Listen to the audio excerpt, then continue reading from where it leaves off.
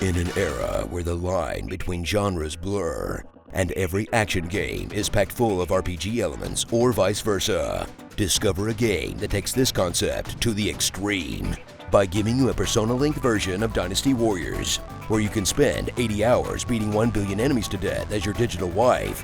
Okay, this is definitely someone's fetish. P5 Strikers.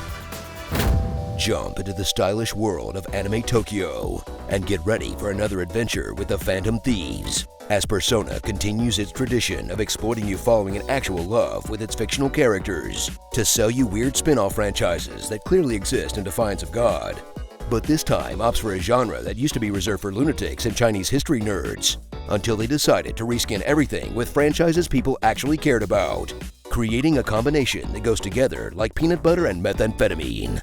As the familiar characters, style, and metric ton of text from Persona make the endless dude murder of the Muso games feel less like an endless grindy nightmare and more like a slightly better battle system than actual Persona, in an experience that comes together about 3 times better than anyone could have expected it to, except for the part where they took out the reason people actually play Persona: reciprocal affection from imaginary teenage girls. Infiltrate your way into the cognitive world, where you and your gang of unrealistically charismatic teens gather once again for a mundane summer that turns into a road trip around Japan to clear the name of the Phantom Thieves, while uncovering the mystery of the newly formed jails and the over-the-top monarchs that control them, in what is essentially the exact same plot as Persona 5, except that you get to hang out with IRL Siri, who just happens to also be a teenage girl, while you button through reams of dialogue about how being greedy and cruel is bad actually, until you get to what you're really here for, pretending to take a vacation in Japan, as you take in sights of different cities around Tokyo with your friends, eat local specialties, collect souvenirs and recipes, and discover what it means to have a heart, in a story about you that will have you in your feelings more than you ever expected from a game about killing 1 billion guys. It's like the summer that I didn't get to have this year. I just want to see the sun again. Slash endlessly through the hordes of enemies in the personified Muso gameplay of Strikers, where the biggest combat innovation is actually making you pay attention, as you spend half your time dancing out of AoEs, in combination with interactive environmental attacks to thin out swaths of mobs, pausing the action to line up the biggest possible bufu, building up your showtime meter to unleash the real anime, and generally running around the map feeling like an unstoppable god, until you get to one of the severely overpowered bosses and get several asses handed to you,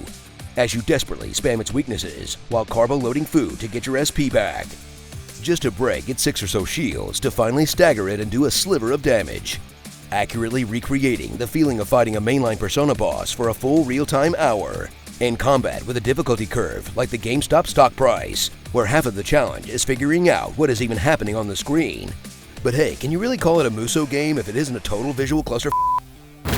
So jump into that camper and get ready to change some hearts again in a different kind of Persona experience that keeps the spirit of the series intact, while somehow succeeding in making the most playable by normal humans Muso game in history. It's good enough that it might even make you want to give Dynasty Warriors another shot, and I'm here to tell you to ignore that impulse.